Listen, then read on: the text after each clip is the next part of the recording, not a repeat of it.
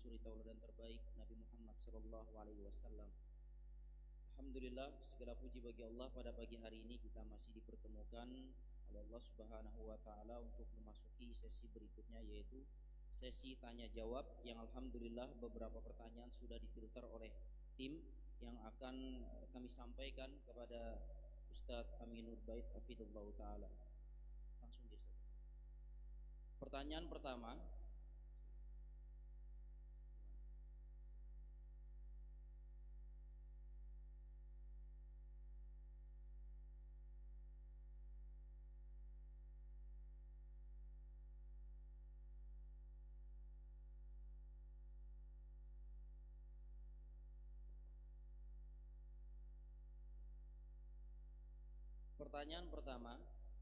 Bismillah, izin bertanya Ustadz, contoh kasus saya punya mobil mau dijual dan dititipkan ke showroom, mobil bekas yang sistem jual belinya bekerja sama dengan pembiayaan atau leasing. Saya dalam kondisi mengetahui transaksi penjualan mobil saya tersebut akadnya riba dan bukan kami yang menjualnya secara langsung ke konsumen, tetapi saya wakilkan kepada pemilik showroom. Apakah saya juga mendapatkan dosa riba juga dari transaksi tersebut? Mohon penjelasan Ustaz. Assalamualaikum warahmatullahi wabarakatuh. Alhamdulillah wassalatu wassalamu ala Rasulillah wa ala alihi wa sahbihi wa mawalah, wa ashhadu an la ilaha illallah wahdahu la syarika lah, wa ashhadu anna Muhammadan abduhu wa rasuluh sallallahu alaihi wa ala alihi wa sahbihi wa man tabi'ahum bi ihsanin ila yaumiddin. Alhamdulillah, kita bersyukur kepada Allah Subhanahu wa taala. Pagi ini kita melanjutkan sesi kesempatan kita di Kota Sampit dengan membuka sesi tanya jawab. Dan kita tahu salah satu di antara metode belajar adalah melalui forum tanya jawab. Dulu Ibnu Abbas radhiyallahu anhu, seperti yang kita tahu, keahlian beliau yang luar biasa dalam menjelaskan ilmu. Pernah ditanya oleh seseorang, "Bimadza tanalul ilma?"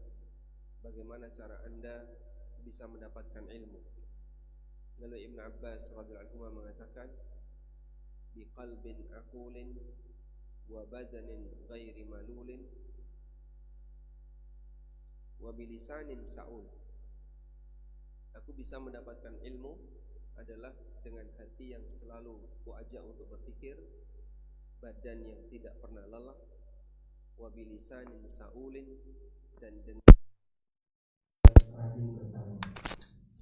Ibnu Abbas punya kelebihan di mana saat masa belajar dia tidak malu untuk banyak bertanya kepada sahabat-sahabat yang senior, karena beliau sahabat junior. Di samping itu juga masuk Islamnya belakangan. Namun Ibnu Abbas radhiyallahu anhu, beliau banyak bertanya kepada sahabat-sahabat yang senior seperti Abu Bakar, Umar, dan beberapa sahabat senior yang lain. Melalui dialog semacam itulah yang menjadikan Ibnu Abbas lebih banyak paham tentang masalah itu.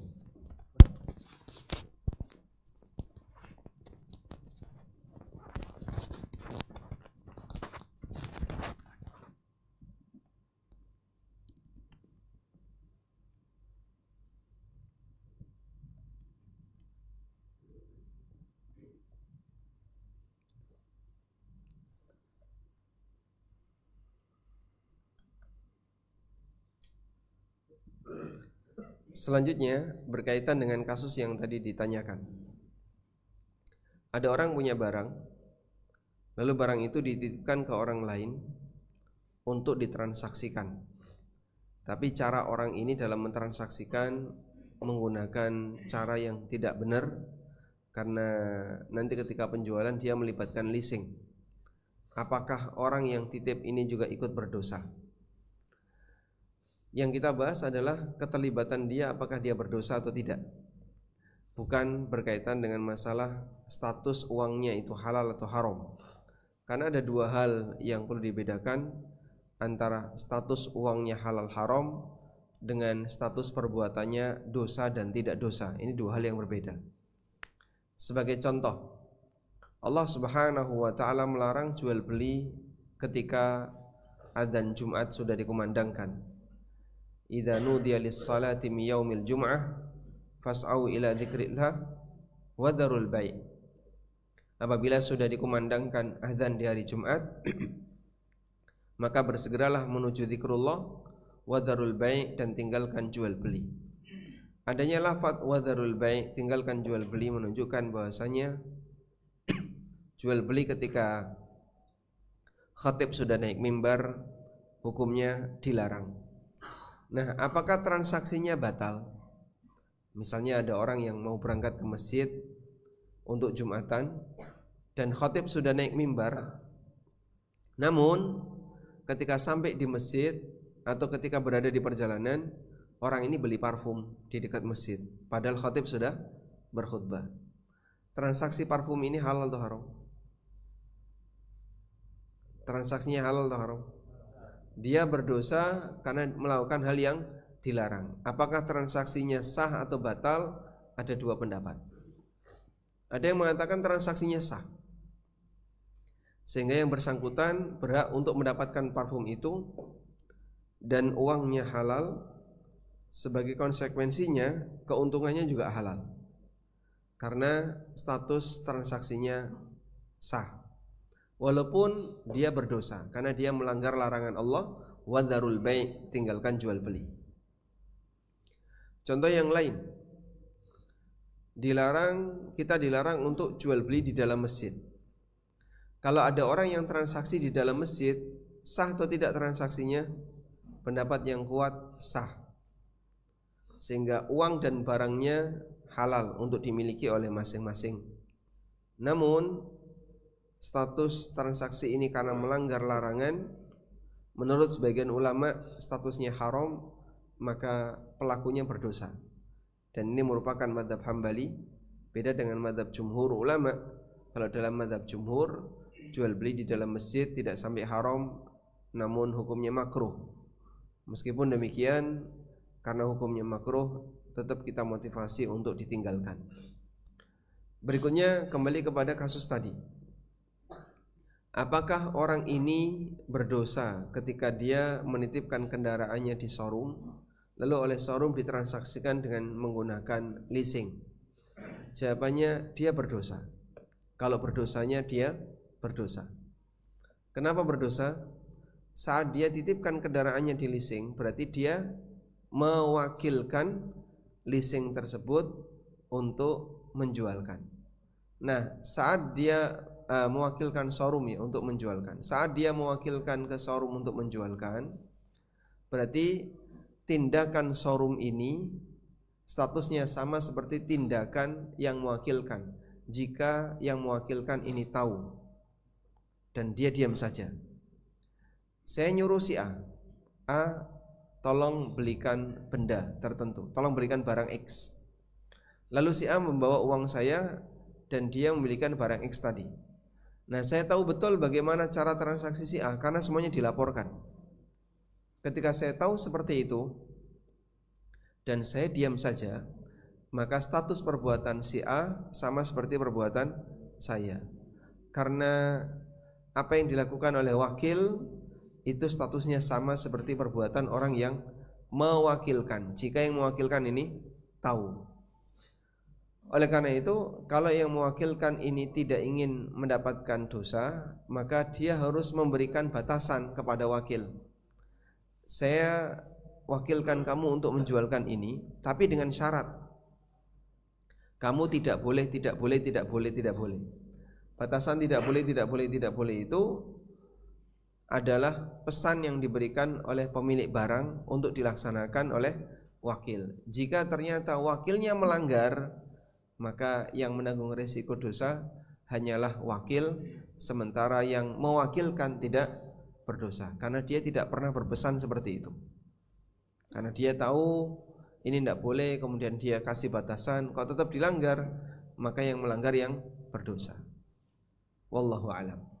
Selanjutnya masalah keabsahan transaksinya. Nah, keabsahan transaksinya ini nanti menentukan apakah uang yang diterima oleh pemilik mobil ini halal ataukah uang haram. Ini berkaitan dengan keabsahan transaksinya. Yang lebih tepat transaksinya sah. Transaksinya sah. Sehingga uang yang diterima oleh pemilik mobil ini adalah uang yang halal. Dan ini beda kaitannya dengan masalah apakah itu berdosa atau tidak berdosa. Wallahu a'lam. Jazakallahu khairan. Barakallahu. Atas jawabannya. Kemudian kita masuk ke pertanyaan berikutnya.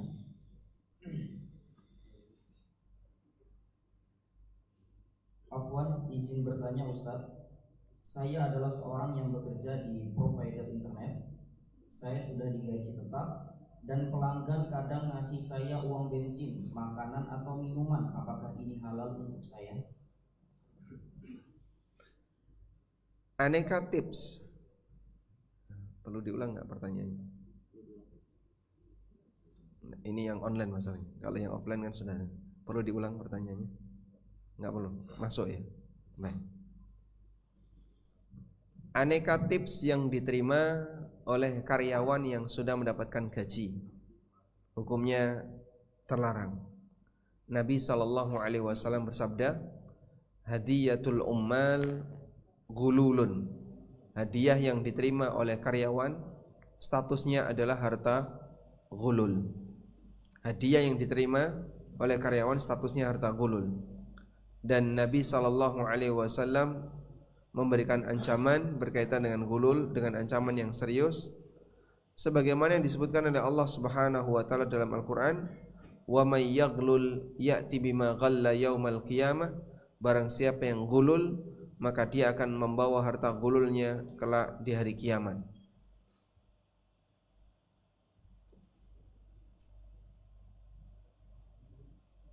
Ada gangguan mikrofon?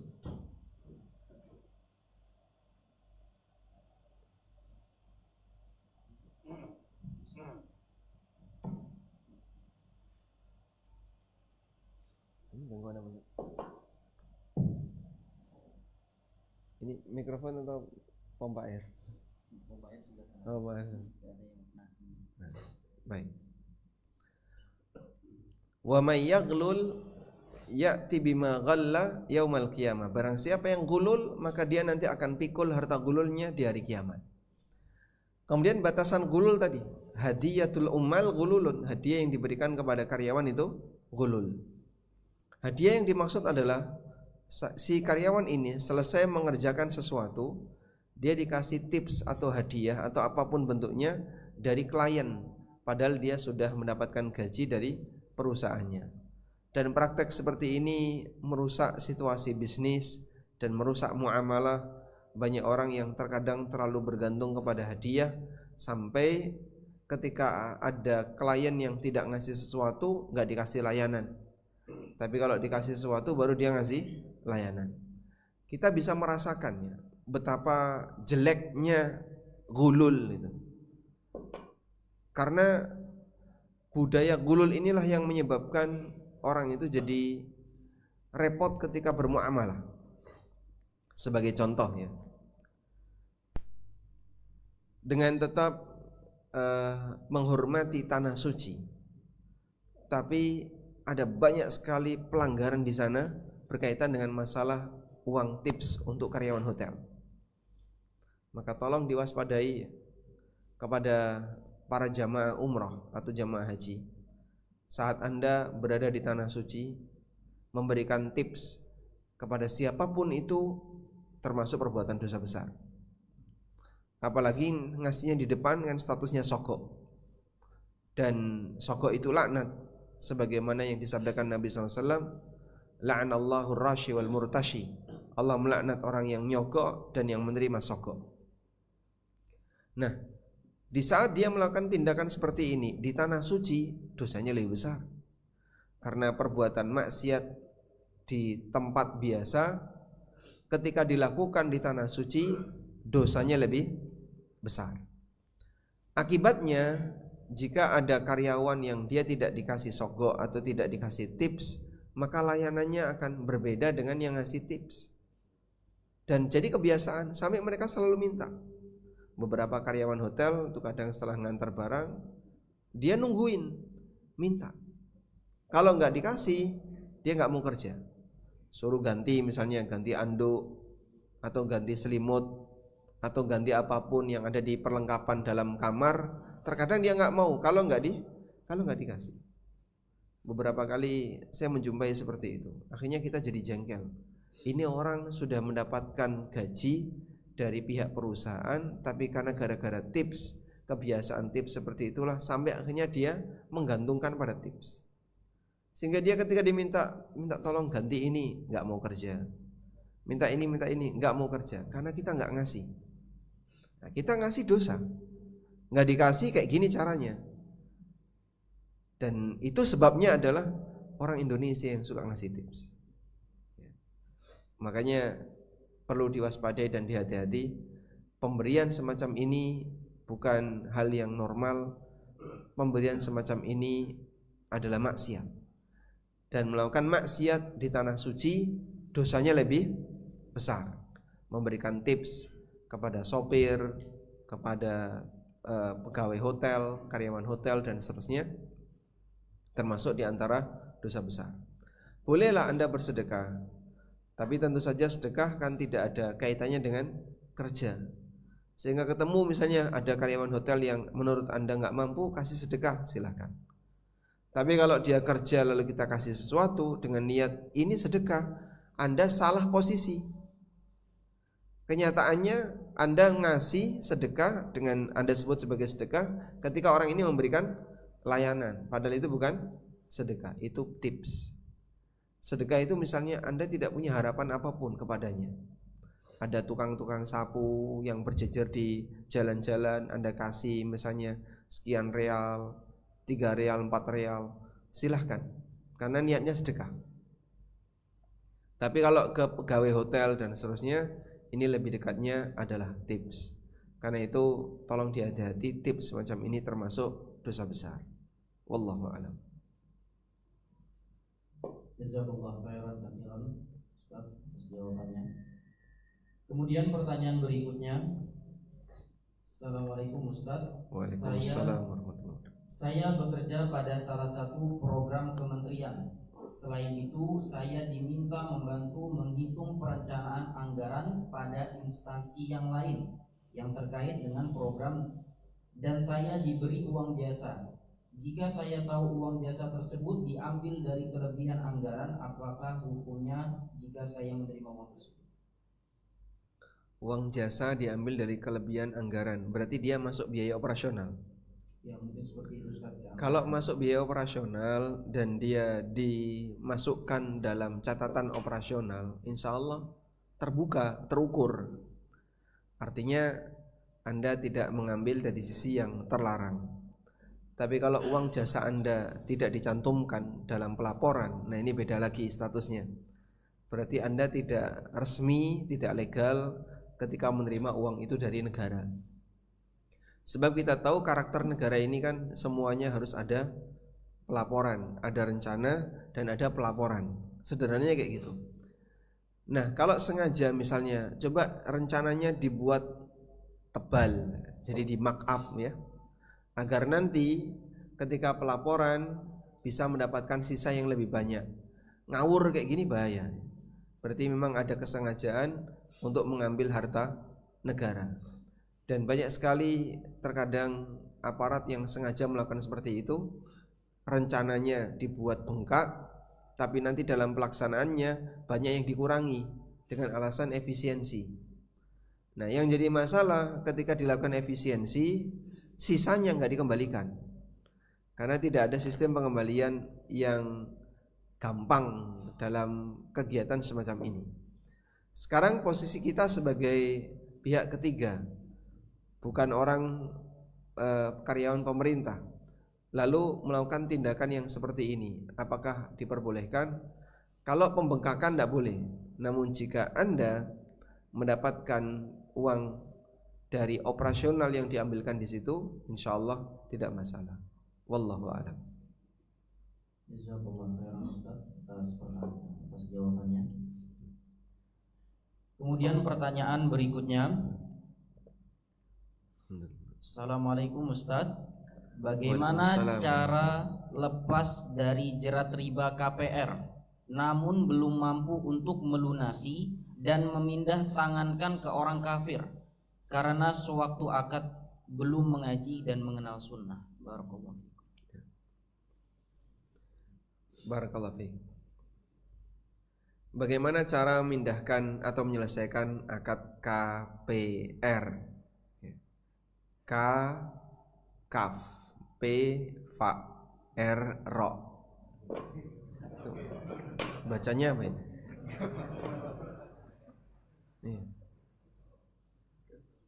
Ketika Dajjal itu muncul besok di akhir zaman, di dainya tertulis apa?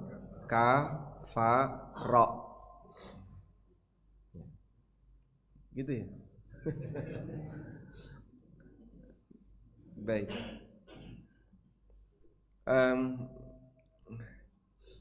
KPR dosa besar. Karena yang terjadi apa? Dia bayari riba. Dalam hadis riwayat Muslim, Nabi sallallahu alaihi wasallam pernah memberikan laknat sebagaimana keterangan sahabat Jabir bin Abdullah, la'ana Rasulullah sallallahu alaihi wasallam akilar riba wa mukilahu wa katibahu wa syahidai. Rasulullah SAW melaknat orang yang makan riba, yang memberi makan riba, yang nyatet transaksinya, wa syahidai, dan 2 saksi. Ada pencatat akad dan ada 2 saksi. Berarti totalnya berapa? 5. Dalam sebuah akad itu ada 5 orang yang terlibat. Semuanya dilaknat oleh Nabi sallallahu alaihi wasallam. Wa qala, dan beliau mengatakan hum sawa, mereka semuanya sama. Sama apanya? Sama melakukan dosa. Makanya semuanya kena laknat. Walaupun bisa jadi yang menikmati satu, tapi satu yang menikmati ini atas kerjasama dengan banyak orang, maka walaupun satu, yang lain tetap kena dosanya. Seperti khamr, yang menikmati khamr siapa? Yang minum. Tapi Rasulullah SAW menyebut ada 10 yang dilaknat gara-gara khamr. Dari mulai yang metik anggur, yang meres, yang ini, habis diperas kan, diperam dulu, yang meram juga dapat dosa, nanti yang ini, terus sampai yang minum. Yang menikmati satu, sementara yang lain yang terlibat dalam proses, semuanya dilaknat oleh Rasulullah sallallahu alaihi wasallam gara-gara khamr. Nah, selanjutnya bagaimana? Saat orang itu punya kredit di lembaga ribawi, dia akan nyicil tiap bulannya. Rumus cicilan itu apa? Cicilan sama dengan, rumus cicilan gimana, Pak? Cicilan sama dengan pokok plus bunga. Bunga itu apa? Riba. Maka saat rumusnya adalah pokok plus riba dan dia bayarkan tiap bulan, berarti bulan ini terkena dosa memberi makan riba, dilaknat oleh Rasulullah SAW. Bulan berikutnya dia store lagi cicilan, ada dosa memberi makan riba, dilaknat oleh Nabi SAW. Terus seperti itu sampai lunas. Sehingga sampai kapan Anda akan terus melakukan perbuatan dosa besar yang mengulang tiap bulan? Sampai cicilan saya lunas. Nah itu bahaya, karena Anda tercatat melakukan dosa besar yang berkali-kali. Bulan ini store cicilan, bulan berikutnya cicilan lagi, bulan berikutnya cicilan lagi. Padahal rumus cicilan tadi ya, cicilan sama dengan pokok plus riba. Nah terus gimana Pak? Nah karena sebab ini maka ada pelanggaran yang terjadi pada diri Anda, sehingga kalau bisa segera dilunasi, segera dilunasi. Jika Anda masih merasa butuh, saya masih butuh rumah ini, saya berharap semoga saya tidak pindah. Baik, silahkan cari unit yang tidak produktif. Anda punya enggak aset yang tidak produktif? Kalau punya, segera dijual dalam rangka untuk menutupi nilai KPR tadi. Semakin cepat lunas semakin bagus. Tapi nggak bisa Pak, saya tidak ada unit produk yang tidak produktif, tidak ada dana dan seterusnya. Bagaimana solusinya? Ketika Anda jual ke orang lain, misalnya jual ke orang kafir, apakah diperbolehkan? Wallahu alam, sebagian asatidzah membolehkan hal itu. Sebagaimana yang pernah kami dengar dari Al-Ustadz Dr. Arifin Badri hafizahullah ta'ala, dan kita tidak bertanggung jawab atas kesalahan dia. Wallahu a'lam. Jazakallah khairan katsiran Ustaz atas jawabannya. Pertanyaan berikutnya, saya seorang mantan pegawai swasta. Dulu ketika kerja sering memanipulasi jam lembur dan itu di ACC oleh atasan. Alasannya karena sebagai ganti uang yang saya keluarkan untuk membeli keperluan kantor yang tidak tercover budget finance dan totalnya pasti lebih dari apa yang saya keluarkan. Bagaimana cara bertaubat dari hal tersebut Ustaz? Saya takut akan hisab di akhirat kelak. Barakallahu fikum. Nah, ketika Anda harus mengeluarkan nilai tertentu untuk kantor, sementara itu tidak di-cover oleh keuangan kantor, seharusnya Anda sampaikan ke pihak finance, ke pihak keuangan, saya sudah mengeluarkan biaya sekian, apakah ada gantinya? Kalau pihak finance bilang nggak ada gantinya, ya sudah, Anda berarti punya dua pilihan, antara sukarela memberi atau tidak memberi. Kalau kemudian Anda sukarela, ya maka Anda tidak perlu minta ganti, sudah sukarela. Misalnya ya, disuruh ke A, disuruh ke B, secara aturan ada bensinnya enggak? Enggak Pak, bensinnya suruh beli sendiri. Lah Anda mau enggak? Enggak apa-apa ya. Kalau sudah enggak apa-apa berarti kan Anda sudah menghibahkan sebagian hak Anda untuk tempat Anda kerja. Sehingga jangan kemudian nuntut karena Anda sudah sukarela memberikan. Baik, ini kalau perusahaannya swasta.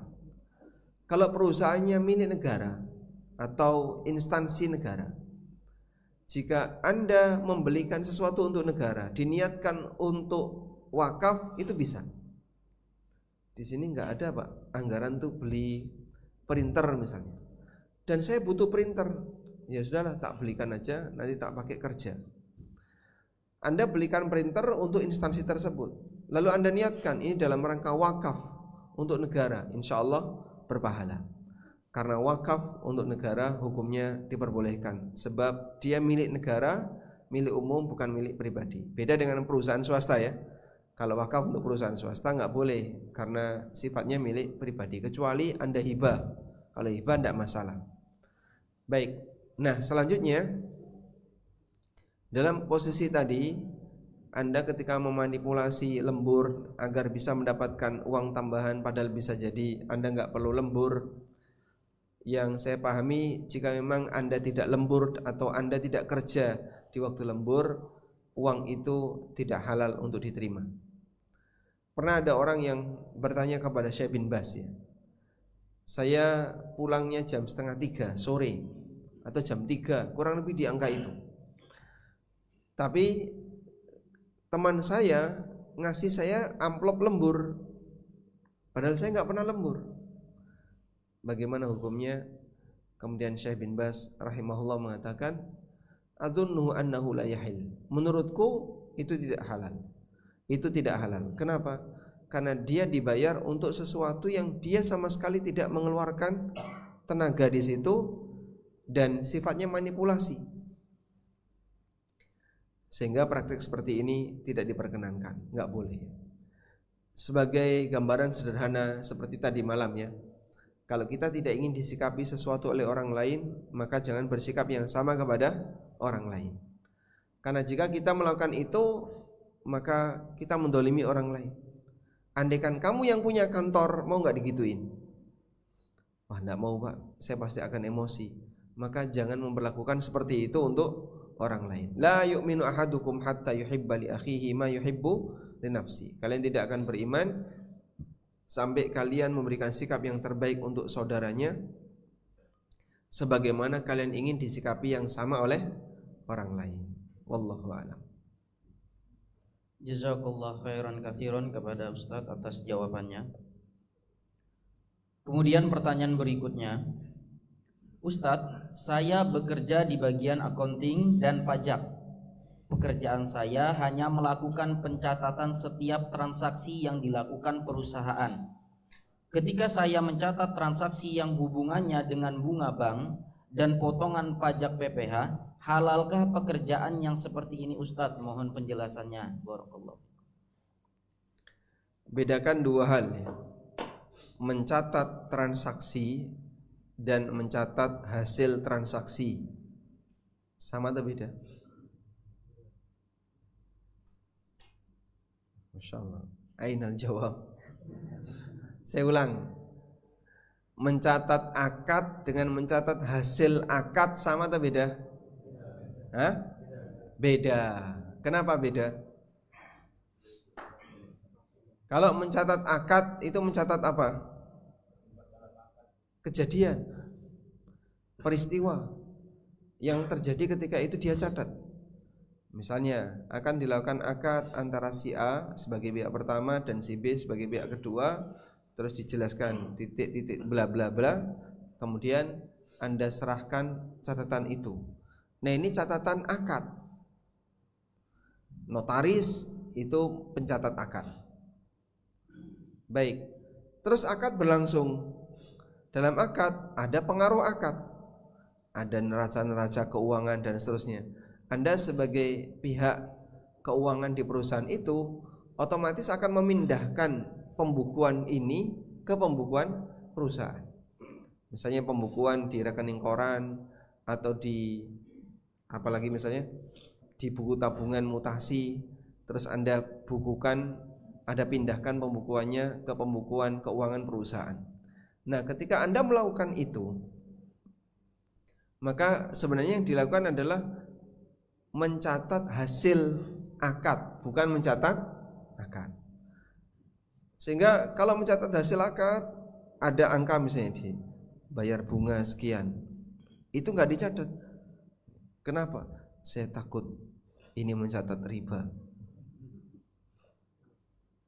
Anda catat nggak, tidak Anda catat, tetap terjadi.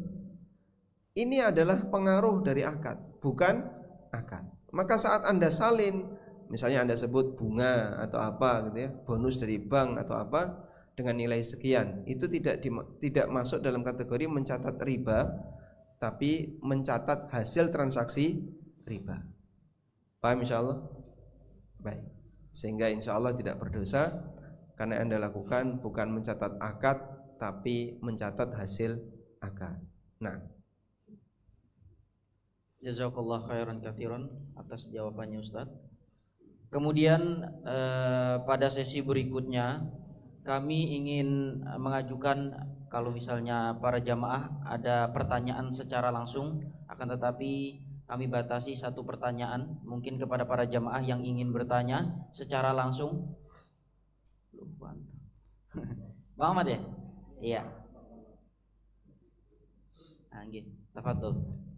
Ini Ustaz, ada 3 BRI link, pulsa sama ngasih uang ke pengamen. Hukum BRI link yang kita mau bikin BRI link gitu Ustaz,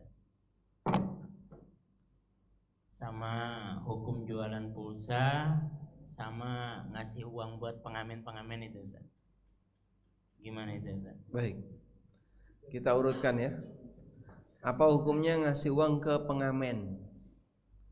Ada resiko enggak kalau kita enggak ngasih ke pengamen? Enggak ada. Kalau enggak ada resiko, berarti Anda tidak akan mendapatkan madorot ketika enggak ngasih. Pak, ada model pengamen kalau enggak dikasih dia bawa pisau Pak, baret. Nah, sehingga mobilnya kadang dibaret. Kalau ada resiko seperti itu, maka Anda ngasih ke dia, karena ini kalau nggak ngasih dia bisa emosi. Insya Allah yang Anda kasihkan nanti dosanya sepihak. Yang nanggung dosa adalah pihak pengamen tersebut, karena statusnya seperti malak, maksa, ngerampok. Tapi kalaupun Anda nggak ngasih dan dalam posisi di situ tidak ada resiko, itu lebih baik. Selanjutnya, apa posisi hukum kita ngasih ke mereka? Kita ngasih ke mereka akan menyebabkan mereka bertahan dalam kondisi itu. Kita nggak setuju dengan kondisi mereka.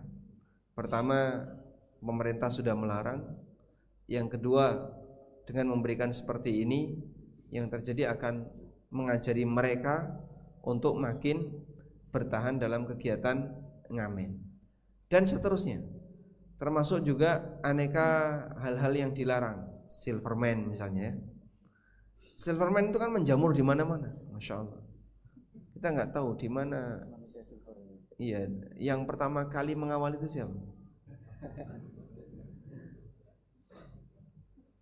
Dia ngerusak badannya dengan dicat seperti itu.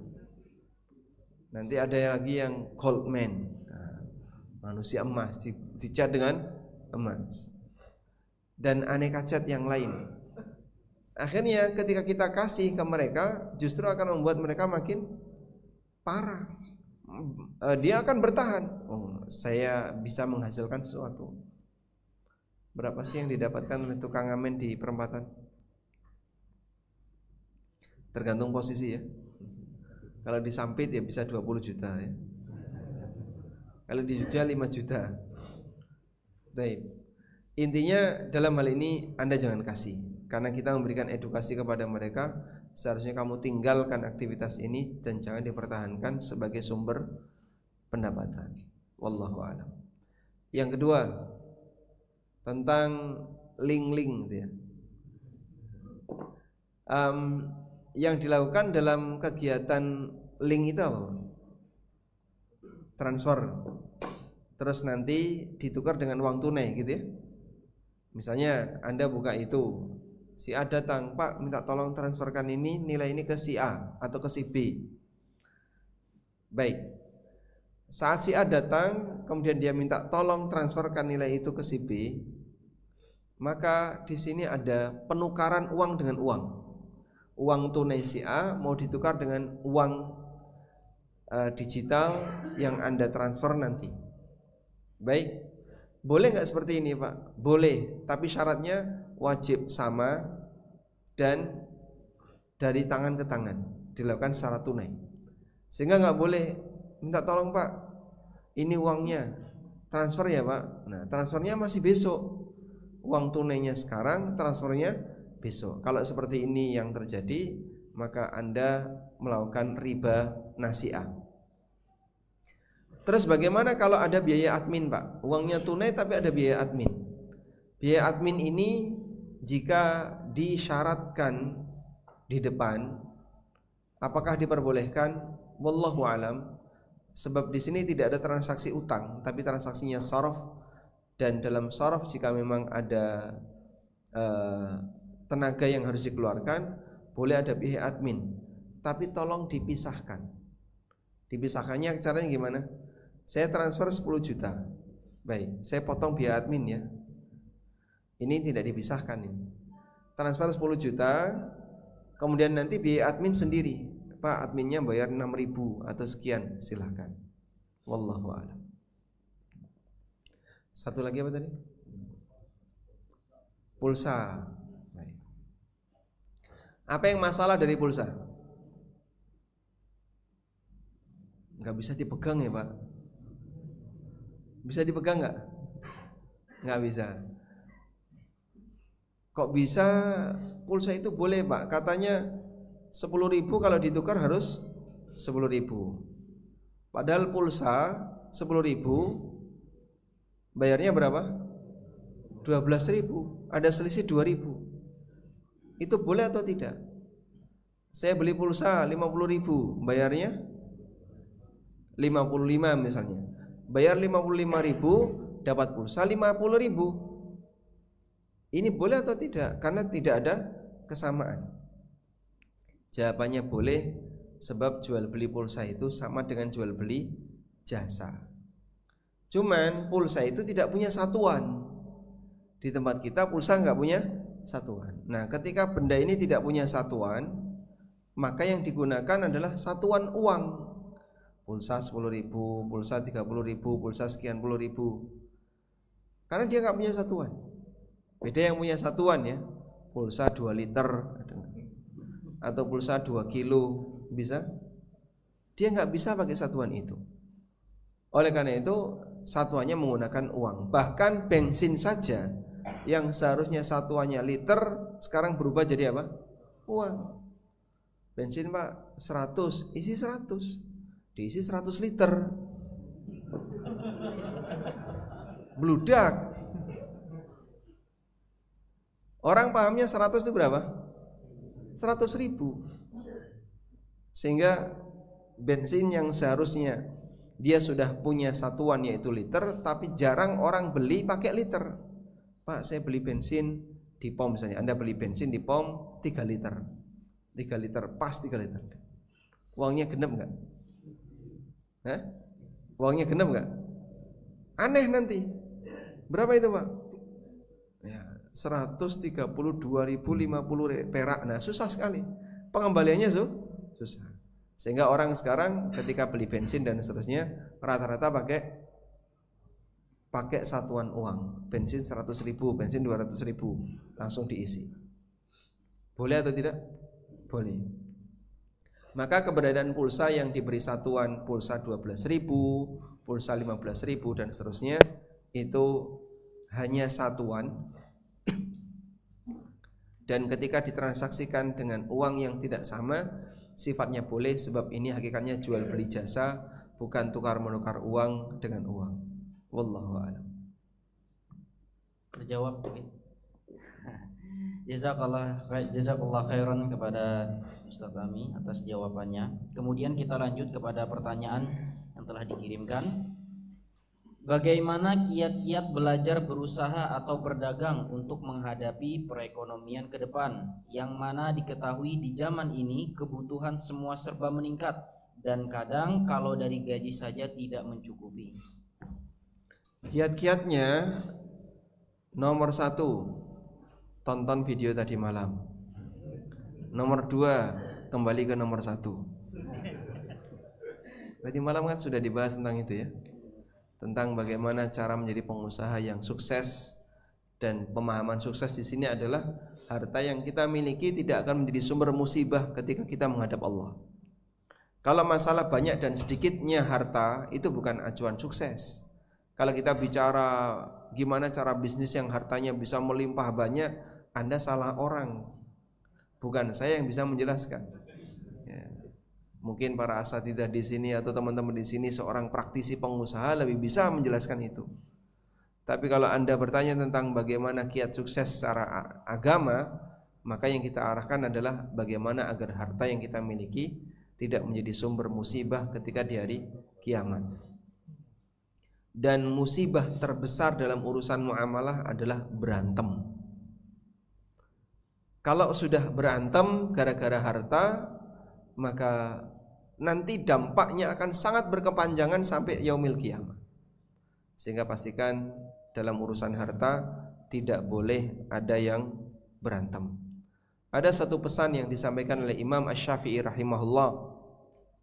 Beliau mengatakan, bi'sazad ilal ma'ad al-udwan 'alal ibad.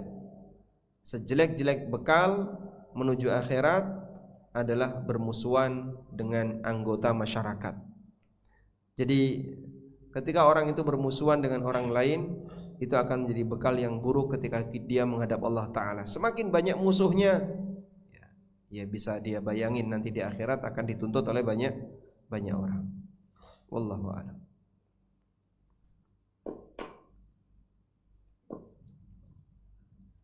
Kemudian pertanyaan berikutnya.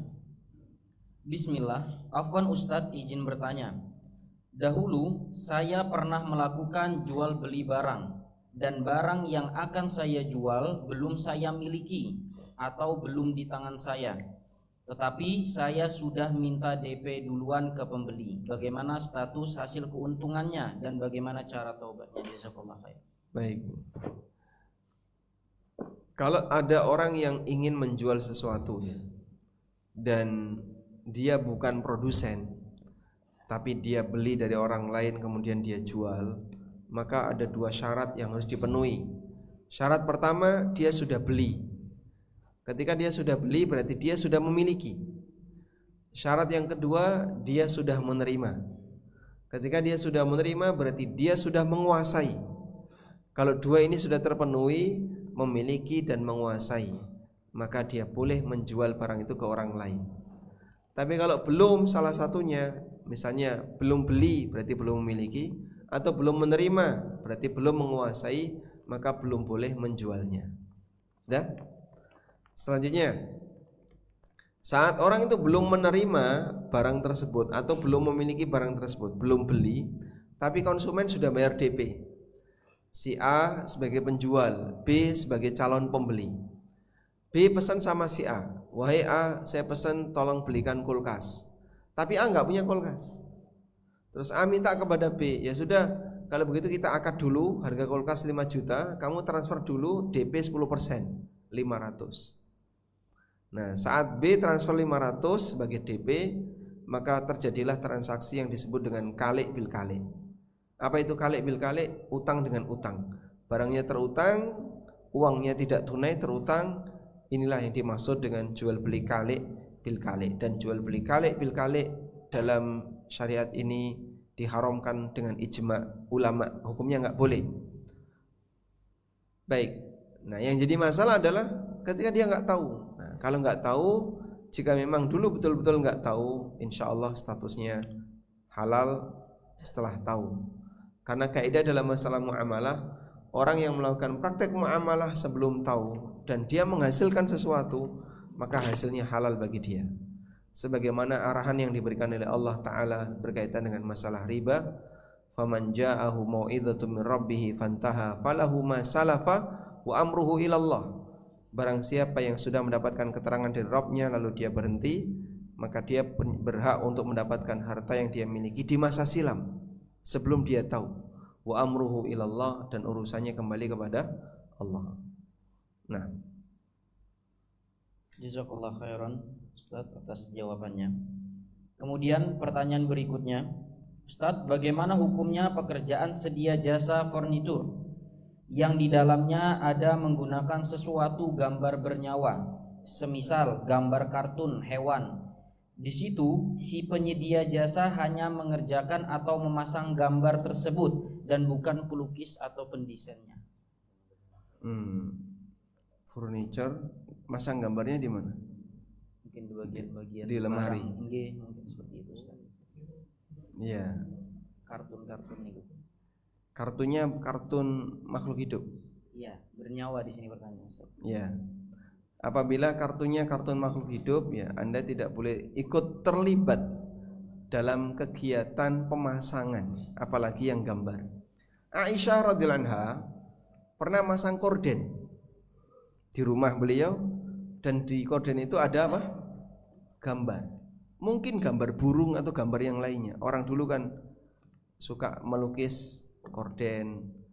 Mungkin gambar burung atau gambar ular atau gambar apa yang itu ada di korden tadi. Nabi SAW ketika datang nggak mau masuk dan menampakkan wajah marah.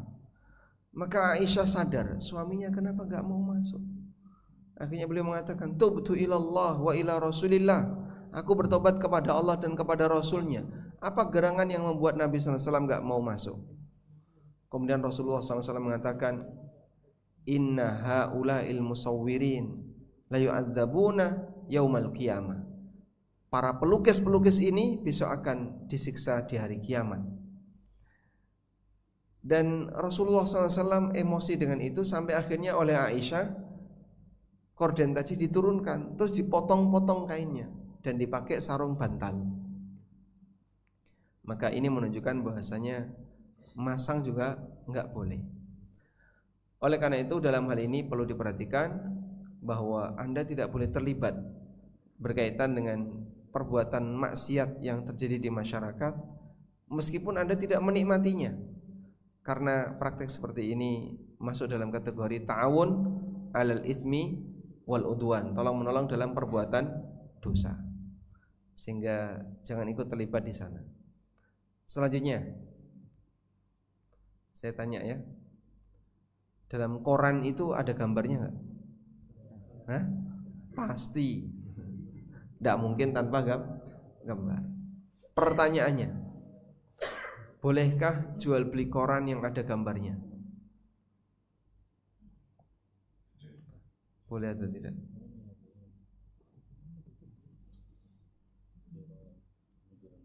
Boleh atau tidak? Ya. Ada teman-teman yang tanya, Pak, saya itu jualan baju anak-anak, kaos anak-anak. Dia belanja, dia kulak dari luar, terus nanti dijual di daerahnya. Nah, masalahnya hampir semua kaos anak-anak, baju anak-anak itu penuh dengan gambar. Boleh atau tidak? Disinilah pentingnya kita mendudukkan kasus. Yang Anda jual itu apa? Pakaian. Terus gambarnya bisa nggak dihindari? Nggak bisa. Kenapa ada di situ? Ya nggak tahu. Rata-rata produsen sudah ngasih gambar. Nah, lalu bagaimana? Gambar itu sifatnya hanya mengikuti. Gambar itu sifatnya hanya mengikuti. Dan ada kaidah mengatakan yathbutu taba'an ma la yathbutu istiqlalan. Kalau mengikuti boleh, tapi kalau berdiri sendiri nggak boleh.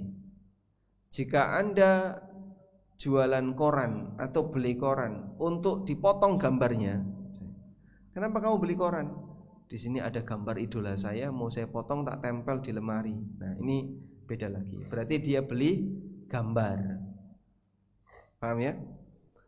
Beda dengan saya butuh koran untuk bungkus ini, bungkus ini. Maka yang dia beli koran walaupun di dalamnya ada gambar. Sama seperti sabun, sampo, dan perlengkapan kamar mandi. Ada gambarnya enggak kadang-kadang? Ada. Gambar sabun bukan sapi. Ada jualan sabun, gambarnya sapi mandi, kan bukan ya? Boleh nggak Pak saya jualan sabun yang ada gambarnya, gambar artis di sabun? Nah, yang Anda jual itu gambarnya atau sabunnya? Sabun. Terus ada yang beli, saya beli sabun. Dipakai apa Pak? Mau koleksi gambarnya. Boleh ini dilayani? Nggak boleh. Nah, dalam posisi ini ketika dia menggunakan gambar itu untuk hal yang buruk, ya nggak boleh. Tapi kalau dia beli sabunnya, gambarnya berarti tidak tujuan utama, sifatnya mengikuti, hukumnya boleh. Wallahu a'lam. Jazakallah khairan katsiran Ustaz atas jawabannya. Kemudian seperti biasa, apabila ada jamaah yang ingin bertanya secara langsung, kami persilahkan untuk satu pertanyaan. Monggo. Mikrofon. Sabaqaka Ukasha. Fadhal. Assalamualaikum warahmatullahi wabarakatuh. Waalaikumsalam warahmatullahi wabarakatuh. Izin Ustadz bertanya, hukum kita beli kendaraan, mobil atau motor dari lelangan leasing Ustadz. Masya Allah. Hukumnya bagaimana Ustadz? Jazakallahu khairan. Alhamdulillah. Baik. Pertama, coba kita dudukkan dulu ya, akad leasing itu kayak gimana? Leasing itu kan akadnya lease to buy ya. Sewa terus nanti berujung beli. Kalau dalam istilah fikih muamalah sering disebut dengan ijarah muntahiyah bitamlik, IMBT. Berarti yang terjadi di depan akadnya sewa, di belakang akadnya beli. Ada berapa akad? 2. Menggabungkan 2 akad dalam satu akad, sewa beli. Nah, sepanjang perjalanan cicilan itu oleh pihak leasing dipahami status pengendara ini, pemilik kendaraan ini adalah sewa. Misalnya dia beli motor lewat leasing. Harga motor berapa? 20 juta. Dicicil berapa lama? 2 tahun. Saat dicicil selama 2 tahun tadi, sepanjang 2 tahun penggunaan motor ini dipahami sebagai apa? Sewa. Sehingga saat macet di tahun yang kesekian oleh leasing ditarik paksa. Karena kamu kan sewa, kamu nggak bayar ya kami tarik. Karena macet. Tapi kalau dia berhasil selama 2 tahun tertib, nanti di bulan yang terakhir pembayaran itu dianggap pembelian. Misalnya sudah store 19 juta, tinggal 1 juta. Dia mau store 1 juta yang terakhir. Nah 1 juta yang terakhir ini dianggap pembelian unit.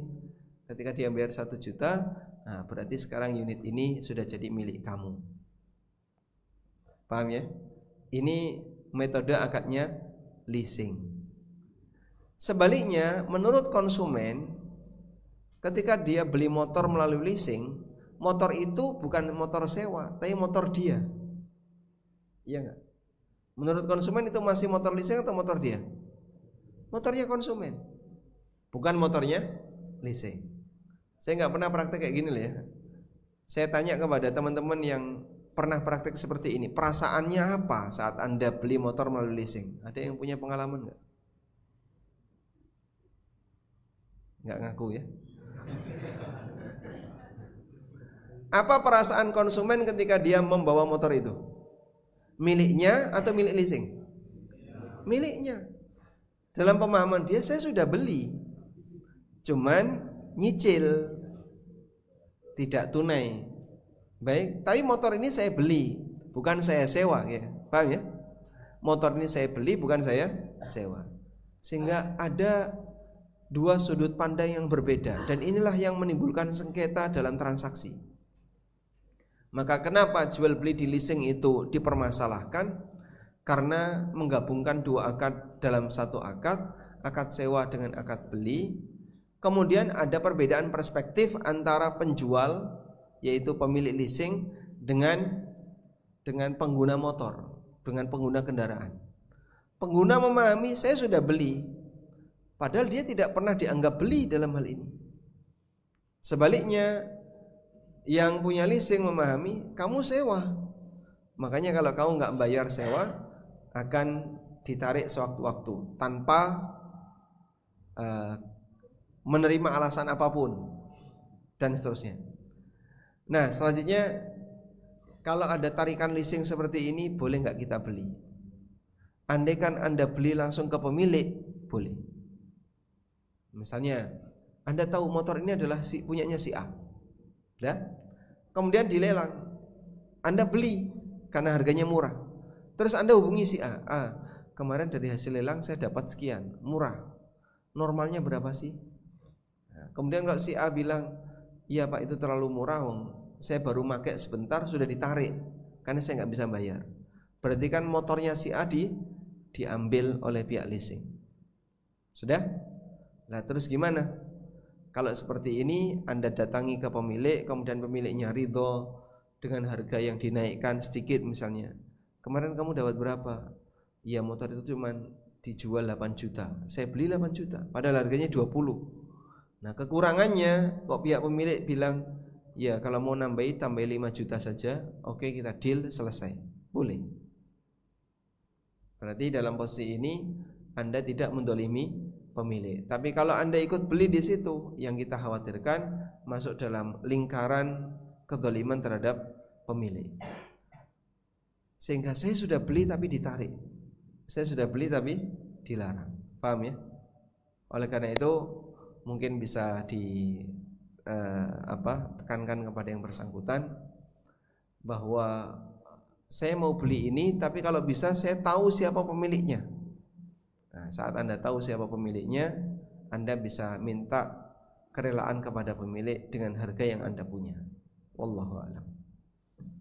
Ya, terjawab. Jazakallah khairan katsiran kepada Ustaz Anwar atas jawabannya. Kemudian di sini ada pertanyaan, Ustaz, apakah nafkah yang kita berikan kepada istri boleh diminta lagi oleh suami? Misal nafkah 5 juta, gaji suami 6 juta, kadang sisa 1 juta. 1 jutanya boleh dibuat jajan gak Ustaz sama suaminya? Seperti itu. Dibuat jajan berdua. Ditarik lagi Ustaz. Ditarik lagi. Masya Allah. Itu sama dengan menelan ludah ya. Halal atau haram menelan ludah? Halal ya. Baik. Pertama perlu dijelaskan dulu apa definisi nafkah. Nafkah itu apa sih Pak? Harta yang diberikan kepada pihak yang mendapatkan nafkah sebagai bekal agar dia bisa hidup dengan normal. Baik. Dan nafkah itu tidak harus bentuknya uang, bisa langsung barang. Misalnya dia dikasih beras, dikasih tempat tinggal, dikasih pakaian, maka berarti dia sudah dikasih nafkah walaupun nggak nerima uang.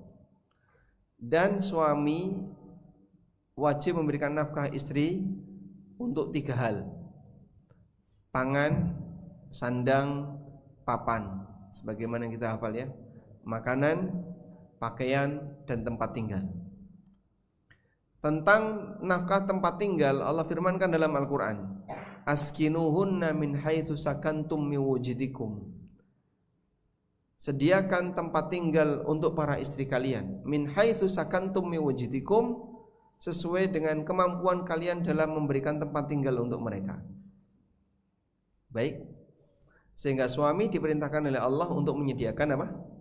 Tempat tinggal. Suami juga diperintahkan untuk menyediakan makanan dan pakaian. Allah berfirman, wa 'alal mauludi lahu rizquhunna wa kiswatuhunna bil ma'ruf. Bagi orang yang punya anak alias suami, rizquhunna wa kiswatuhunna bil ma'ruf, dia wajib memberikan rizki yang dimaksud makanan, wa kiswah dan pakaian, bil ma'ruf dengan cara yang wajar. Dan ini yang wajib. Lebih dari itu tidak wajib. Sehingga saat suami misalnya ngasih nafkah ke istrinya dengan nilai 5 juta dan di angka 4 juta sudah tercukupi semuanya, makanan tercukupi, pakaian tercukupi, ini tercukupi, dengan nilai 4 juta, berarti suami sudah melakukan kewajibannya belum? Sudah belum? Sudah. Sisanya yang 1 juta milik suami. Tapi biasanya kalau sudah masuk bini syariah susah ditarik. Susah ditarik atau gampang ditarik, Pak? Susah ya? Abang mau narik uang ini, bayar sogok dulu, nyogok dulu, baru uang itu bisa keluar. Untuk mengeluarkan uang harus bayar pakai uang. Masya Allah. Baik, istri Anda seperti itu nggak Pak? Kayak gitu Pak ya? Nah, mudah-mudahan didengar sebelah Pak ya. Nah, selanjutnya. Bismillah Ustadz, apa hukum jual beli terhadap barang subsidi pemerintah? Contohnya gas LPG 3 kilo yang dia tidak mengantongi izin untuk menjualnya. Dan apa hukum membeli gas tersebut bagi orang yang di luar peruntukannya? Di luar peruntukan, berarti beli gas untuk mercon misalnya. Di luar ketentuan dari pemerintah nih Ustadz. Di luar ketentuan. Orang mampu beli. Orang yang mampu beli. Orangnya mampu beli gas melon, padahal sudah ada tulisan untuk masyarakat miskin. Nah, kadang kita juga heran ya, masyarakat Indonesia ini bukan orang yang buta huruf. Artinya dia bisa baca. Sampai ada ungkapan kayak gini, ada orang pintar sekali membaca, sampai baca kitab kuning itu dia bisa baca, kitab Arab gundul bisa baca, tapi tulisan di rokok tidak bisa baca. Paham maksudnya? Padahal jelas sekali itu kalimatnya, rokok membunuhmu. Kamu bisa membaca kitab gundul, tapi kenapa kamu nggak bisa baca tulisan seperti ini? Baik. Gimana itu Pak? Ya pelanggaran. Jadi ini yang seharusnya gas untuk subsidi masyarakat miskin, tapi dimanfaatkan oleh orang yang mampu. Karena itu ikuti sesuai prosedur yang berlaku. Ikuti sesuai prosedur yang berlaku. Jika Anda tidak berhak untuk beli itu, ya jangan beli gas seperti itu. Maka belilah gas yang lain. Selanjutnya, kalau kemudian kita bertransaksi seperti itu, apalagi ada yang depo melayani kayak gitu, halal atau haram pendapatannya? Wallahu alam, kalau dilihat dari sisi pendapatan insya Allah halal. kalau dilihat dari sisi pendapatan. Tapi yang bersangkutan berdosa, kecuali jika sesuai dengan peruntukan. Misalnya ini yang beli fakir miskin, kemudian dia berhak untuk mendapatkan harga sekian, insya Allah tidak ada masalah. Wallahu a'lam. Nah, mengenai ada izin dan tidak ada izin saya kurang paham. Jadi pangkalan gas itu harus ada izin nih. Biasanya kan ada tulisannya nih Ustaz, di depan. Ada tulisan di depan. Tulisannya apa? Yang perizinan nih biasanya. Perizinan. Selain itu nggak boleh jualan. Kurang tahu nih kan. Selain yang punya izin nggak boleh jualan. Hah? Nggak boleh. Nah, berarti ada persyaratan memang Ustaz. Nggak boleh. Biasa kan ada logonya nih, gua tahu. Saya tanya, jual bensin eceran tuh boleh nggak secara aturan di negara? Nggak boleh. Nggak boleh. Nah, berarti juga sama kasusnya seperti gas ya. Sama. Baik. Apa hukum beli bensin eceran?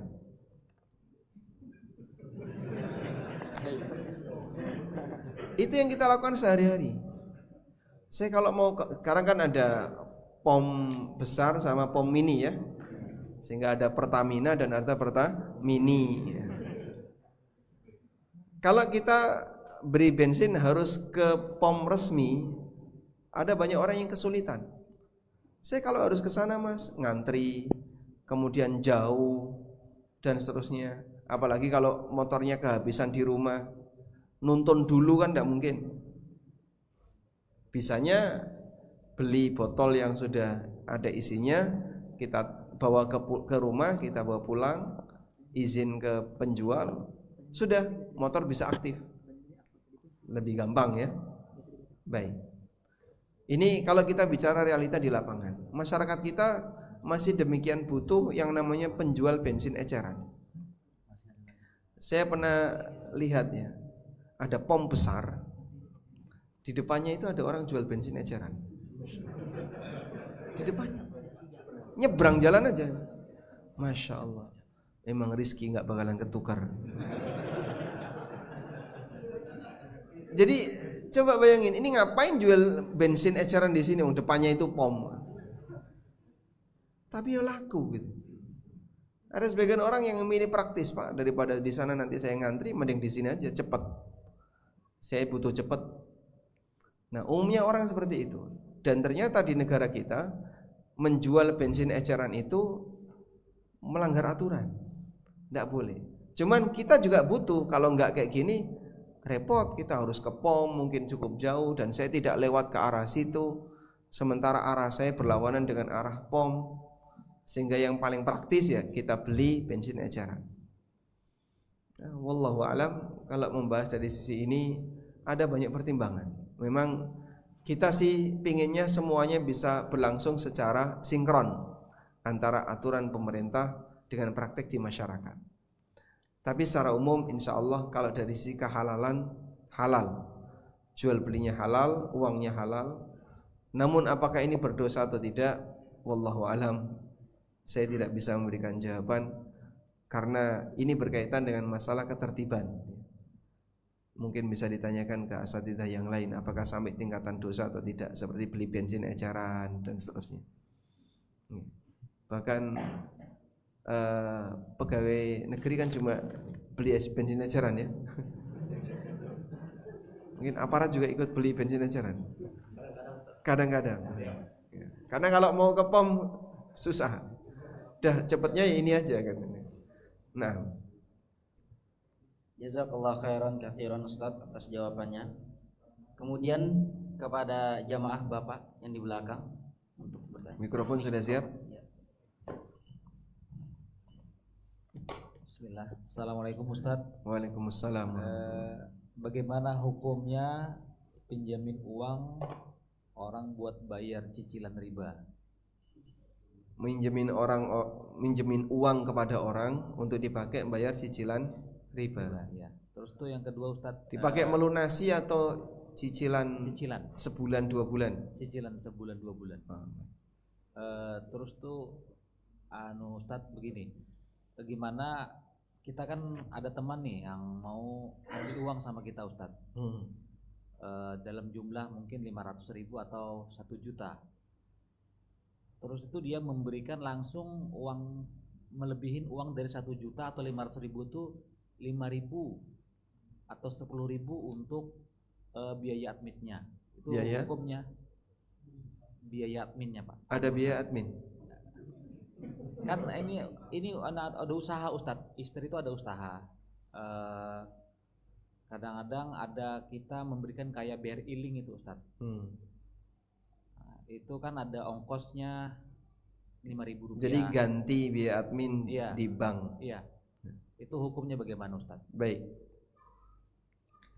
Untuk yang pertama, Jazakallah khair Ustadz. barakallahu fiik. Yang pertama tadi apa?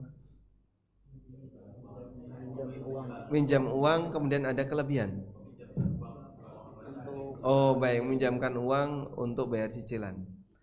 Kalau Anda minjamkan uang untuk nutupi riba 100%, insya Allah tidak masalah. Justru yang kayak gini nolong kaum muslimin dari jerat riba. Sehingga ini ta'awun alal birri wat taqwa. Biar kamu bisa segera lepas dari jerat riba. Ya sudah, utangmu berapa sisanya? Tinggal 20 juta. Baik, kita bayarkan 20 juta.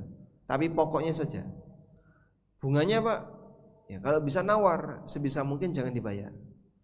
Tapi nggak mau Pak pihak bank, tetap minta bunga. Nah, tawar menawar, makin kecil makin bagus. Syukur 0. Nah kalau 0 nggak bisa Pak. Kayaknya kalau dibuat lebih kecil bisa. Silahkan dibuat lebih kecil. Begitu ya. Sehingga dalam posisi ini Anda diperbolehkan untuk nutupi utang riba. Tapi kalau memberi utang untuk cicilan, nah di sini kembali ke rumus cicilan tadi. Cicilan sama dengan pokok plus riba. Berarti kan kita ngasih bantuan kepada yang bersangkutan untuk bayar riba. Tidak boleh. Begitu? Oleh karena itu yang boleh untuk nutupi keseluruhan, itu malah boleh. Tapi kalau bantu cicilan bulanan, nah ini dipakai untuk nutupi pokok plus riba. Nah, selanjutnya gimana Pak caranya biar kita bisa nutupi kekurangan itu 100%? Sebenarnya saya berharap seperti ini ada di banyak tempat, dan terutama daerah yang jumlahnya masih sedikit, populasinya masih sedikit. Insya Allah kurang lebih masih bisa, atau yang lebih bagus untuk penerapan prinsip ini.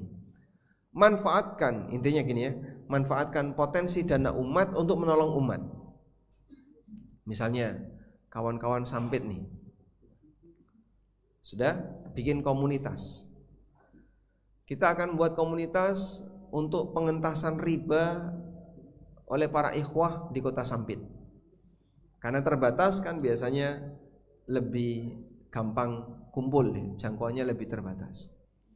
Lalu gimana caranya Pak? Coba kumpulin dana dari masyarakat, dari para jamaah. Dikumpulin masing-masing misalnya 5 juta atau 2 juta, 3 juta. Setelah terkumpul, dana ini akan digunakan untuk membayari utang teman-teman yang lain. Tentu saja dilakukan verifikasi. Pak, ini layak untuk diberi utang. Baik, nilai utangnya berapa? Sekian. Terus nanti minta dia untuk hadir di pengajian. Hadir di pengajian ini statusnya sebagai edukasi sekaligus kontrol. Oh, fulan masih ada, dia tidak ngilang. Ya. Nah, caranya dikasih syarat harus ikut kajian. Walhamdulillah dengan cara seperti ini maka dia terkontrol. Ada sebagian jamaah yang dulu pernah curhat ke saya tentang masalah riba. Lalu kita coba bantu dan kita minta Bapak harus ikut kajian. Ikut kajian, lama-lama berubah. Jadi lebih baik dibandingkan yang dulu. Dulu beliau anti dengan yang namanya jenggoten. Kalau jenggot langsung dicukur. Sekarang jenggotnya dibiarkan. Kemudian rajin sholat jamaah 5 waktu dan seterusnya. Walhamdulillah, paksaan edukasi berhasil, dan itu tidak merugikan bagi yang bersangkutan, justru menguntungkan. Wallahu a'lam. Jazakallah khairan. Kita sampai jam berapa? Ini sudah selesai, Ustaz. Masya Allah. Iya. Alhamdulillah. Ini sudah dikode sama panitia. Oh, sudah dikode Iya. sama panitia. Ya, jazakallah khairan kepada para jamaah yang sudah memberikan pertanyaan, dan kami selaku panitia memohon maaf apabila ada pertanyaan yang tidak dibacakan karena memang keterbatasan waktu. Nanti masih ada ya? Jam 9 insya Jam Allah 9 sesi masih. ketiga Sesi ketiga, insya Allah. dengan judul Bersihkah Hartaku, yang insya Allah nanti akan diinformasikan kembali melalui admin. Kami mengucapkan jazakumullah khairan katsiran kepada para jamaah yang telah menyempatkan waktunya untuk bertanya, dan insya Allah sudah terjawab oleh beliau, dan kami mengucapkan jazakumullah khairan katsiran kepada Ustadz Aminur Bait. Insya Allah nanti akan dilanjutkan kembali sesi ketiga jam 9 insya Allah Bang ya, jam 9 insya Allah sesi ketiga dengan judul Bersihkah Hartaku. Baik. Barakallahu fikum. Kami tutup untuk sesi kedua ini. Assalamualaikum warahmatullahi wabarakatuh. Waalaikumsalam warahmatullahi wabarakatuh.